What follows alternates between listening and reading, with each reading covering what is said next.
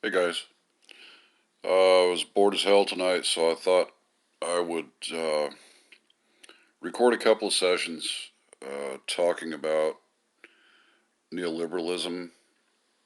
Uh, First of all, I teach classes. I have a 120-hour curriculum in which I teach theology, history, philosophy, and a bit about economics, and specifically, critical theory about capitalism.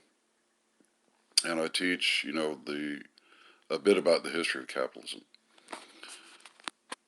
Neoliberalism is an extremely important thing to understand. That's why I've included it in my curriculum. My curriculum is, a people's education project. So to understand what that means is that American society has been, for almost 50 years, has been under very deliberate projects to dumb down the American people. And that's through our media. Most people are aware of our media problems, but it's also through the education system. Most of our education is about occupation, and that doesn't teach us what we need to know to be good citizens. Okay? We have to understand our system, or we cannot make good judgments when it comes time to vote. What policies are good and bad? You know, who are good candidates? What are the problems that seem to perpetuate? Uh, doesn't matter who's in office. Okay, we're seeing this. All right, and neoliberalism is the major part of that. All right, I'm going to say that it's basically 80 to 90% of our political problems are from neoliberalism. All right, so let me back up just a little bit and give a little history leading up to neoliberalism, which began. You can see the picture here of Reagan and Thatcher. All right, that kind of marked the beginning of the advance of neoliberalism in Western politics. Um, Capitalism has always been problematic. I've I've had other recording sessions where I talked about how capitalism actually began.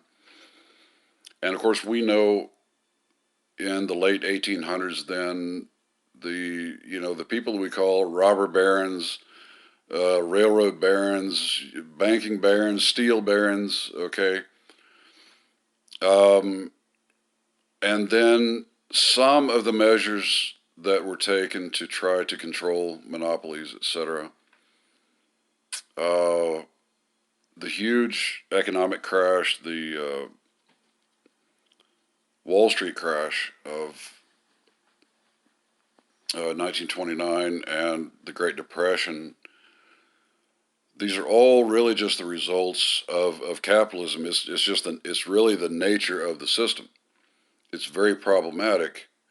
And then under FDR, if you're aware of the term, you know, his saying that, I saved capitalism. His social programs and his, banking regulation, etc., were put in place to try to protect American society from at least the more extreme, problems. Economic collapse. All right. Of course, we've all seen the periodic recessions. Um, but beginning then in the late 60s and early 70s, okay, many of us are aware that this is a period in which big business and big money basically started to push back. All right. And so it's in this 40 to 50 years that, uh, Wall Street and banking has been largely deregulated.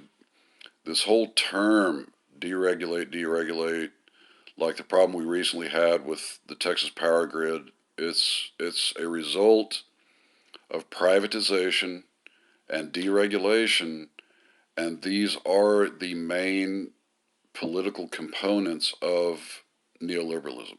All right. Uh, George Monbiot wrote this article. This was in The Guardian a few years ago. And he talked about how where neoliberalism came from. It was, in terms of economic theory, it came out of the Austrian school,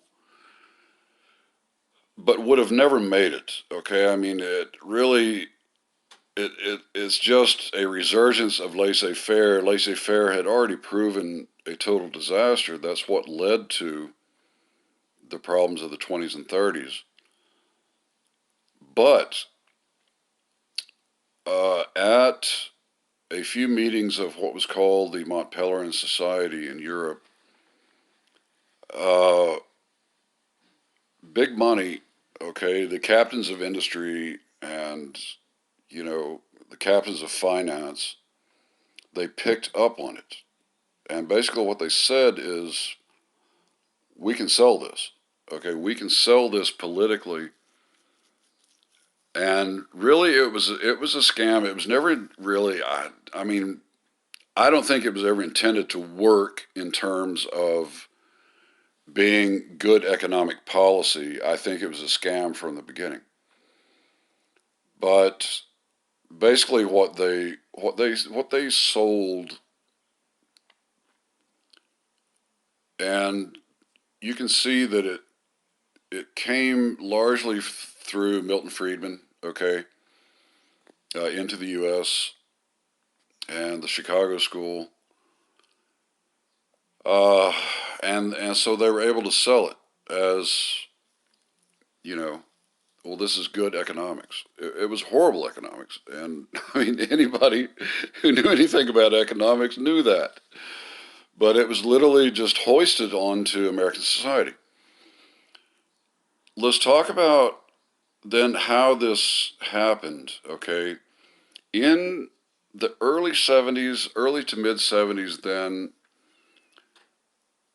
these startup think tanks, and specifically some of the big ones, okay, the Heritage Foundation, the American Enterprise Institute, that's, Koch brothers, etc., and the American Legislative Exchange Council, okay, extremely important to know who they are, all right.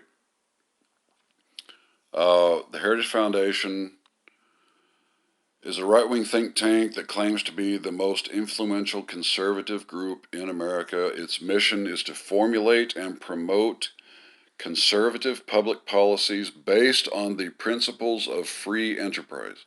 That's what neoliberalism means, is free market. And that's what they mean by privatize and deregulate. Okay? Take the shackles that FDR had placed on the system and take them off. Okay? Limited government. Okay? What that means is they don't want anybody making rules. Okay? They don't want an EPA. They don't want an FDA. They don't want anybody watching what they do.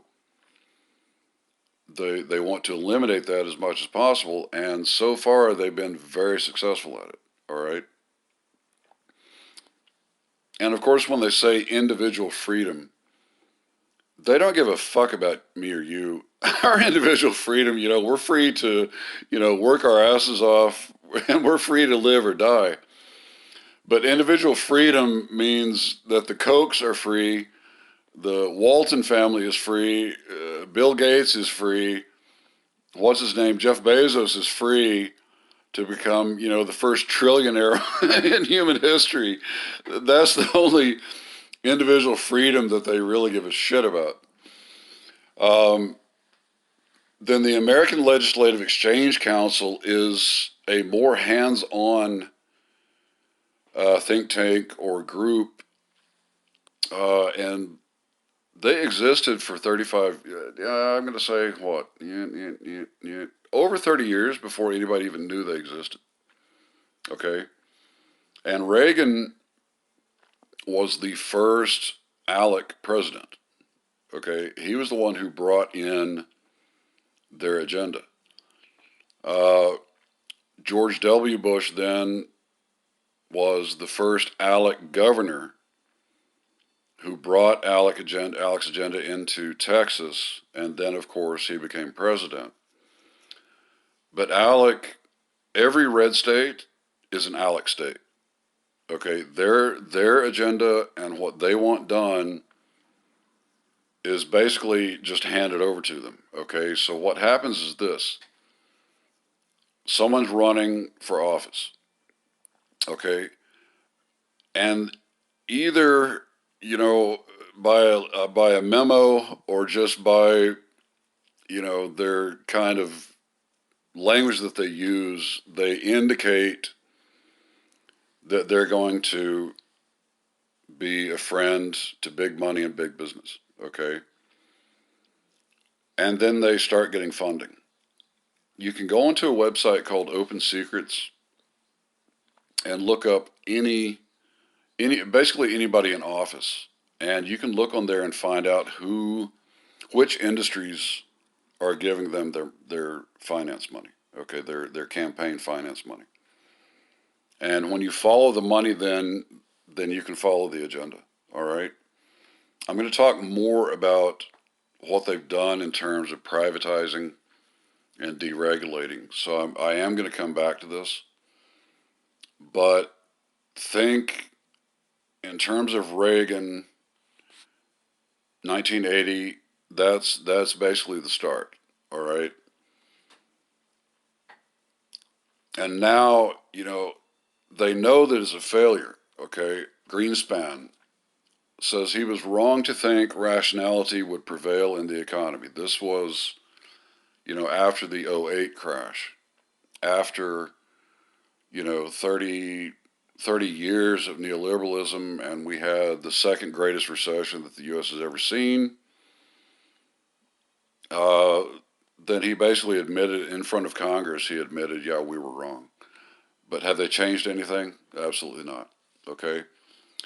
But Democrats are not left out of this. And I'm going to get more into this later because, okay, definitely every Republican out there is, an ALEC, Heritage Foundation, neoliberal Republican. Okay. But Democrats are included. And that was brought in the late '80s by the Clintons, uh, who a few Democratic strategists formed what was called the DLC, the Democratic Leadership Council, and they brought in basically the same agenda into the Democratic Party. Okay. And honestly, when I get back into this later, I'm going to show you that it was the Clintons and Biden, okay, who brought in some of uh, the worst things that have ever been done in this country, like deregulating media and setting up the prison industry. Okay, this is all neoliberalism. Okay, it's an economic agenda, and both parties are completely sunk in it. They are loyal to the death. And that's why you can never expect anything worth a shit, okay, from Joe Biden, Nancy Pelosi, Chuck Schumer, okay, any of these people. Guys, they're not going to do a damn thing for anybody, Okay, they're owned. Okay, all right. I'm going to come back to this later.